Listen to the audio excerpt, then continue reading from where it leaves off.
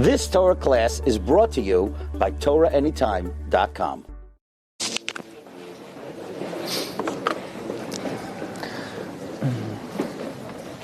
I want to thank Yaniv and his brother Rabbi Lan for giving me the opportunity to join you this afternoon. I want to recognize all of our thousands of Torah Anytime viewers and the efforts of Ruvain Kol Yaakov and his brother Shimon and Yosef Davis, who have literally turned over the world with new innovative venues to spread Torah to the far reaches of Olam Hazeh, and we're sure that their efforts will certainly pay off, Eretz Hashem, in this world, U'Olam Haba. This afternoon I want to do something a little bit differently. In the past, we've spoken about the Holocaust, and this afternoon I want to tell you a little bit about one of the great all-time generals, one of the military geniuses of World War II. I'd like to speak today about the Desert Fox. On February 12th, German General Erwin Rommel arrived in North Africa with his reputation preceding him. During the lightning-fast 6-week German push that swallowed France alive in 1940, Erwin Rommel was the first German Panzer tank commander to reach all the way to the English Channel. All the way back in 1917, when Germany was fighting against Italy, Rommel led a group of only 300 men to capture an entire Italian brigade. He then took a few extra troops, climbed a 5,400-foot mountain, and he captured 2,000 Italian soldiers. The officers were tired. He said, "There's no time for sleep." He rushed into a camp of the Italian Salerno Brigade, and him and a few hundred others took 1,500 prisoners. Rommel was considered the most brilliant world general. 1934, Hitler came to power. Rommel took an oath of allegiance to the Führer. Churchill used to say of Rommel, "He is a very daring and skillful opponent, and may I say, a great general." In England, they were enamored with Rommel. They were terrified of Rommel. They were haunted of Rommel. They had nightmares of Rommel. Joseph Goebbels, the Nazi propaganda minister, wrote in his diary, Yamach Shemoy V'Zichroi. He said, "The English press are making Rommel some kind of mythical general. The world's all-time most brilliant general." Says Goebbels, "That is perfectly fine with us, because Rommel deserves it." Rommel's mystique began to play with England's psyche, to the point where the general of England's army, C.J. Auchinleck, ordered one of the most bizarre orders in all of military history. He writes, and he commanded, "To all senior officials, there is a real danger that our friend Rommel is becoming a mystical enemy for our troops in view of the fact that everyone is talking about him and everyone is obsessed with him. However energetic and capable he may be, he's no superhuman. And even if he is a superhuman, you have to try to make every effort to destroy the concept that Rommel is anything more than an ordinary German general. This matter is of great psychological significance." Signed, C.J. Auchinleck. Instead of planning for military warfare, he was using therapy to try to fight the war. England was mystified, terrified, and haunted by Rommel. More than the Nazis, more than Germany, it was Rommel. In fact, upon one occasion, Churchill was overheard saying, "Rommel, Rommel, Rommel, Rommel! There's nothing more important than beating Rommel." June 29th, Rommel attacks Mersa Marta. German troops, Italian troops. With a small army, he takes 6,000 prisoners. He then wrote to his wife, "We are now only 125 miles from Alexandria." Rommel's army was advancing with unheard of speed. They were covering 25 miles in a day. Rommel was primed at El Alamein. The British had already started evacuating their families from Palestine, and according to the experts, in 10 days, Hitler will have all of Palestine under his control. On June 29th, Rommel understood that this would be the critical juncture in World War II. The British general Auchinleck knew he had to win the war at El Alamein, but realistically he didn't think it was going to happen. So he started preparing defense forces all the way back to the Gaza Strip. The Egyptians began to hang swastikas flying out of their window. They would call out at the British troops, "Advance Rommel! Advance Rommel!" Rommel then issued the following declaration. In his mind, Great Britain are a bunch of wimps. They don't know how to fight, further causing psychological damage to the English soldiers. And on June 29th, who arrives in Egypt? None other than Mussolini. And guess what Mussolini brought with him? His favorite horse, with which he was going to ride down the main street in Cairo and celebrate the Cairo Victory Parade. The Yishuv in Eretz Yisrael was in great panic. Air raid shelters were built. German planes already reached the central bus station in Tel Aviv. Italian planes bombed Yerushalayim. A bomb nearly missed Shari Tzedek Hospital. Fear was palpable on the Yishuv. And the Jews had very good reason to fear. You see, Hitler had just perfected the van. The van was made in a way where the exhaust pipe was turned inward. Hitler had already documented a plan that in 10 days, every last Jew in Palestine would have been gassed. The Arabs in Palestine were welcoming Hitler with open arms. Back in 1938, the Arabs published the following in their newspapers. They wrote, "Even though Mohammed is our great prophet, a man has emerged on the same level as Mohammed, the great and holy Hitler, Yamach Shemai." Even in the eyes of the Arabs, he had reached the same echelon as Mohammed.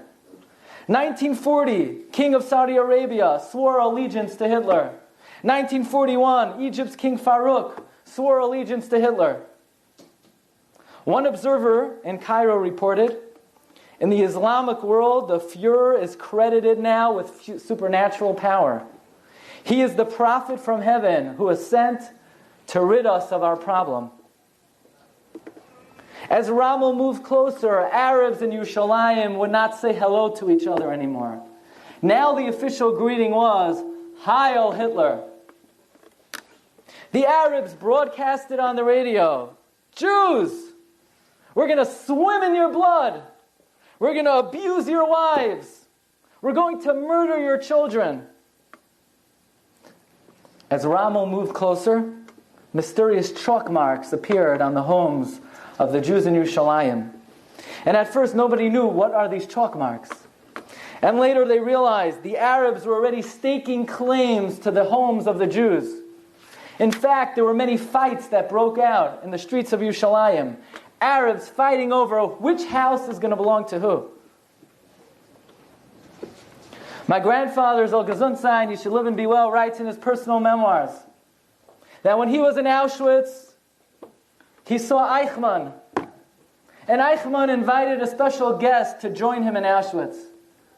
The Mufti, Haj Amin el-Husseini, the Mufti from Jerusalem. And my grandfather said Eichmann had a special spectacle to show the Mufti. They would march Jews in front of them and hit them in a way that they would never be able to have children. And the Mufti and Eichmann would laugh together. My grandfather saw it with his own eyes. Well, the Mufti came to Berlin. He swore allegiance to Hitler. Hitler said, "Why don't you move in here in Berlin with me?" The Mufti then settled in Berlin, where Hitler personally provided him a monthly stipend of 75,000 Reichmarks. One man wrote about those times, as Rommel approached the land of Israel. I was a young boy of about 12 years old. And I see my father laying in bed in great anguish, in great agony. And I said, Tati, Daddy, why are you in pain? And my father told me that I must break the news to you that the Germans are on the brink of invading the land of Israel. But you should know that they may not have the good fortune that they're looking for, because the Arabs have just opened up 4 factories to make knives, because the Arabs want to present the Germans with a gift, a slaughtered population. My father told me that a time may come when there wouldn't be too many Jews left in the world. My grandfather would say that when he was in the concentration camps, the Germans would beat him, they would hit him over the head, say, Rabbi, why are you praying? Why are you davening? You really think the Jews have a future? The Germans will destroy every last Jew in Europe. Palestine, the Arabs will take care of the Jews in Palestine. And in America, the Jews of America will take care of themselves. Another woman who had just escaped Poland describes the conditions and the mood in Israel at the time. She says, it's difficult to describe the great terror that we felt. I looked out the window. I saw the green trees. I saw the blue sky. I saw how beautiful life was. Too bad, I thought to myself, I would be taking leave of it very soon. At the time, there were 500,000 Jews living in Eretz Yisrael. But the Yishuv in Eretz Yisrael were determined to do whatever it takes to make sure that what Hitler did in Europe would not repeat itself in Eretz Yisrael. What are they supposed to do? Stand up to Rommel's forces? Rommel took France in the blink of an eye. He took North Africa in the blink of an eye. 25 miles a day. Stand up to Rommel's forces? Moshe Dayan was already gathering guerrilla groups, but the experts said it was laughable. And when I want to tell you that what ensued is probably one of the most inspiring accounts in the recent, perhaps in the entire historical account of the Jewish people, where the tzaddikim and the yishuv and the frum Yidden in Eretz Yisrael, the irreligious Yidden in Eretz Yisrael, gathered together and stormed the gates of prayer. They banged down the gates of tefillah. The holy tzaddikim in Eretz Yisrael, one of the great tzaddikim in Eretz Yisrael at the time, was a man by the name of Reb Shmuel Hillel Schenker, son-in-law of Rabbi Yosef Chaim Sonnenfeld. He takes together with him 10 tzaddikim, 10 mekubalim, and they encircle the entire boundaries of the land of Israel. One of the tzaddikim he brought with him, Rav Ruvain Bengis, who later became the Rav of Yerushalayim. The Brisker Rav issued a ruling. Tehillim cannot stop for a moment. They stop the learning, they close the Gemaras. 3 days, 3 nights, they were mispalel. Thousands gathered at the kever of the Orach Chaim HaKadosh, whose yahrzeit fell out on that day, Tes Vav Tammuz. Days of fasting were set up. Many yeshivos, they took a 2-day Tainas Dibur. Rav Mendel Gefner, one of the tzaddikim in Eretz Yisrael who conceived the idea of the massive Berchas Kayanim, he encircled Yerushalayim 7 times, saying various mystical tefillos. Rabbi Menachem Perush recalled, when the German army was on the brink of Eretz Yisrael, for 3 days and 3 nights, nobody stirred, nobody moved. We davened, we cried. One war refugee recounts that she was headed for the first time into the city of Yerushalayim. She was headed through the Yafa Gate, and she hears crying, wailing. She said, where is that coming from? All the way from the Kaisel HaMaravi, she heard the crying, the wailing of Yidden davening. Everyone fasted on that day. Even the non-religious. Even Jews who had become members of the Communist Party. Even the Hashomer Hatzair. There wasn't a Jew in Eretz Yisrael who publicly was not fasting that year, Shavasa B'Tammuz. One of the great Mikubalim in Eretz Yisrael, Rabbi Huda Fataya, or Petachia, gathered together 60 people. Mikubalim, merchants, workers. They gather at the kever of Rachel Imenu. At the time, the central mansion where most diplomats stayed over was in a mansion next to kever Rachel. It made the news that the diplomats were complaining they could not sleep the entire night because of the crying that was taking place at kever Rachel. Rabbi Huda Fataya then managed to accomplish an unheard of feat. He went to the general of the British Air Force. He said, I need your fastest plane. I said, Rabbi, what are you going to do with your fastest? I need your best pilot. I need someone to fly me around the borders of Eretz Yisrael. And the great Mekubal Rabbi Huda Fataya flew around the borders of Eretz Yisrael saying various mystical tefillos. The Lulava Rebbe, Rav Moshe Mordechai Biederman, one of the mystical figures of Eretz Yisrael at the time, who happened to be living in the Batei Varsha neighborhood in Yerushalayim. He officially moved out of his house. He moved into a little closet in the old city. Without food, without drink, he remained in the closet for 40 days and 40 nights, wailing, crying. And when 40 days were over, they opened up the door. They said, Rebbe, could we give you something to eat? Could you give you something to drink? He said, no, take me to the kever Rameir Balanes. Went to the kever Rameir Balanes. Another 40 days, no food, no drink. He slept on the ground next to the kever Rameir Balanes. There was a Chasidus at the time, Husatiner, does not exist anymore. Husatiner Rebbe led thousands in tefillah at the kever Rachel, and then at the kever Or HaChaim HaKadosh. It's very interesting, that Shabbos happened to be Shabbos Parshas Balak. And in Parshas Balak, the Or HaChaim HaKadosh makes a very mysterious comment. Or HaChaim HaKadosh comments on the pasuk, V'kom shevet mi Yisrael. Says Or HaChaim HaKadosh, why is it that at the beginning of the pasuk, Klal Yisrael is referred to Yaakov, which is a reference to the Jewish people on a low level, and at the end of the pasuk, we're referred to as Yisrael, Klal Yisrael on a very high level. Says the Or HaChaim HaKadosh, if Klal Yisrael will be on the level of Yaakov, a low level, then Mashiach ben Ephraim, which is a new concept, Mashiach ben Ephraim will be killed in battle, says the Or HaChaim HaKadosh, by Ramulus. And if Klal Yisrael does tshuva, and we repent, we will triumph over Ramulus. Who's Ramulus? Ramulus is probably a reference to the forefather of Rome. But many tzaddikim took this as a remez, that the Or HaChaim HaKadosh is hinting to us that if we do tshuva and we're mispalel, we will prevail over Ramel.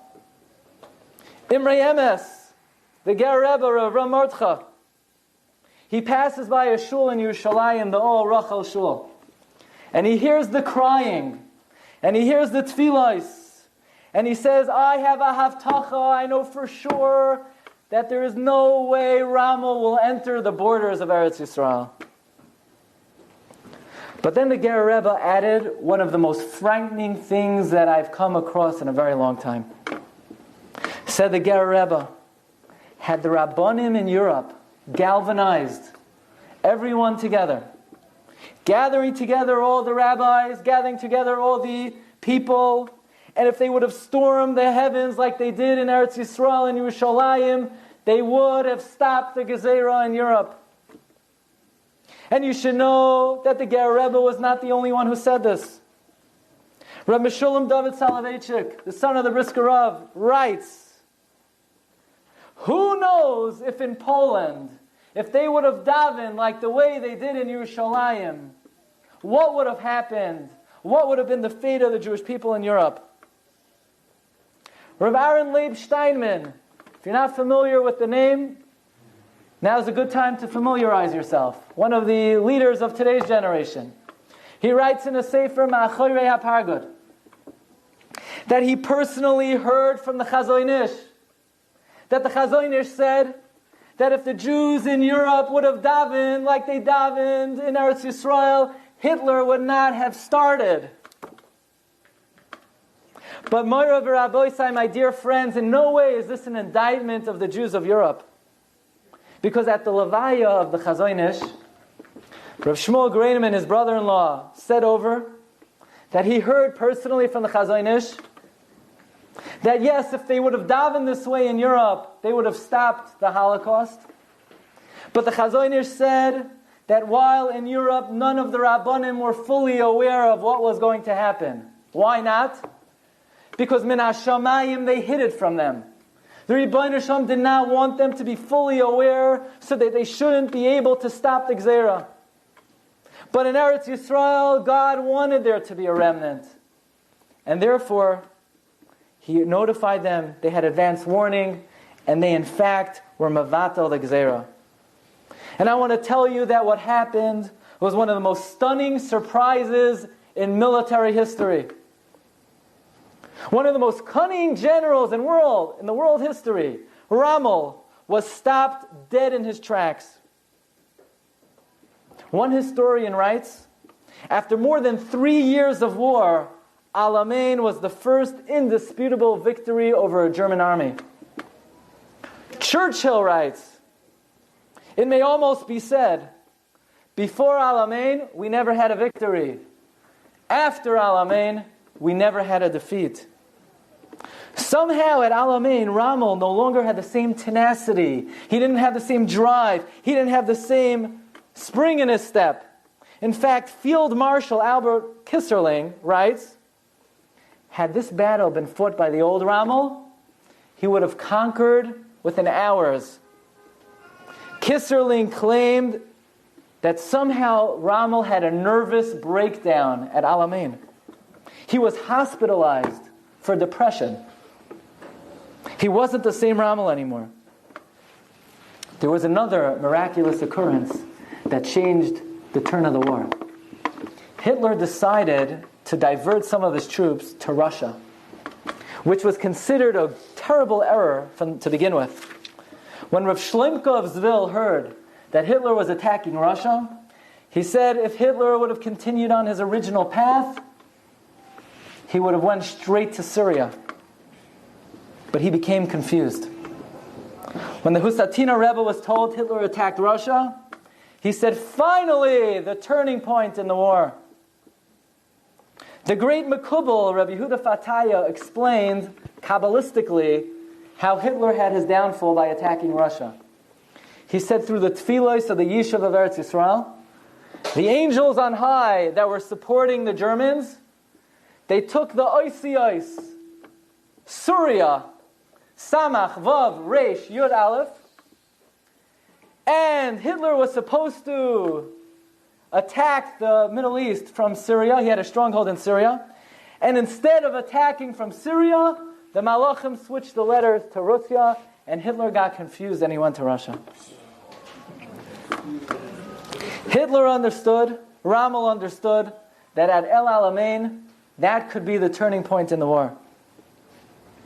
I want to tell you about another miracle that happened at El Alamein. One of the British engineers, by the name of Major Peter Reiner, records an unknown miracle that happened at that battle.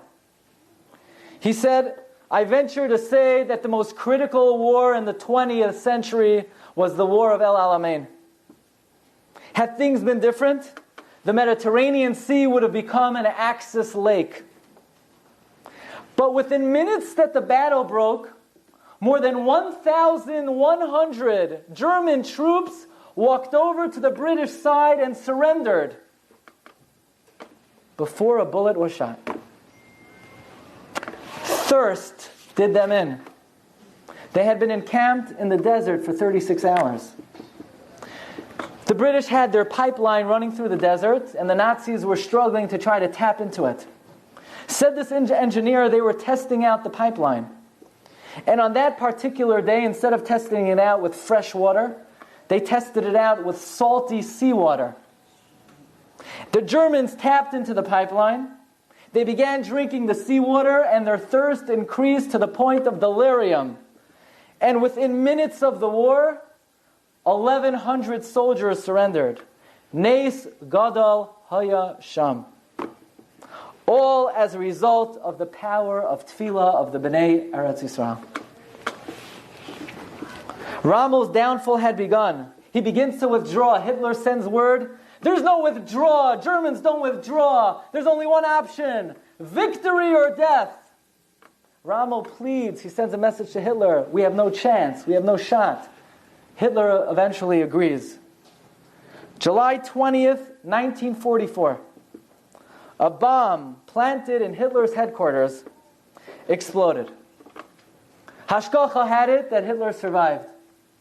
But some of the plotters implicated Rommel in the assassination plot. It's questionable whether Hitler believed that Rommel was involved, but Hitler felt that Rommel no longer was on his side. And on October 14th, he sent 2 generals to deal with Rommel. The 2 generals knock on Rommel's door. He opens up the door. He sees the 2 highest-ranking German generals under him. He said, we've come to give you 2 options. Either you could be arraigned in people's court, or you could take this cyanide tablet that we're giving you. He chose the latter. He has a word with his wife. He has a word with his son. He walks into the car with the 2 generals. They arrive an hour later at the local hospital. The 2 generals say Rommel had a heart attack. Hitler gives Rommel a state funeral. He sends a personal representative. It was only after the war that the details of Rommel's death came to light. Me'igra Rama Labira Amikta. Rommel was on the top of the world. He was poised to take over Palestine in days. And now he's reduced to taking his own life. He's reduced to suicide. That is the power that Klal Yisrael has when we come together in unison with tefillah. 1942, the Ger Rebbe arranged a Kinus Tefillah that would take place together with other Gedolei Yisrael. It took place in the Chorva Shul, the Shul of Rabbi Yehuda HaChassid. There were at least 400 Rabbanim from all across Eretz Yisrael, thousands and thousands and thousands overpoured into the adjoining courtyard. Rav Herzog, who was the chief rabbi at the time, he got up to introduce the Kinus Tefillah. He said, in the name of the Holy Torah, in the name of the Rabbanim in Eretz Yisrael, in the name of all the Rabbanim who are war refugees, most notably the Ger Rebbe, we have officially begun the Kinus Tefillah. I hereby honor the Ger Rebbe to open up the Aron. The Ger Rebbe, who was old, was frail, he couldn't walk up the steps. Rav Herzog flanks him on one side, his son, the Lev Simcha, flanks him on the other. Before the Ger Rebbe opens up the Aron, he gave the following message. He says, my dear brothers and sisters, all of us have to come together and unite. We must pray together to uproot the evil in the world. We have to say to each other, Chazaq, Ish esreyehu ya'azayru li'achiv yoymar Chazaq. If every man strengthens his brother, if every man strengthens his friend, if every man strengthens himself in tefillah, the collective tefillah of the Jewish people will never be returned empty-handed.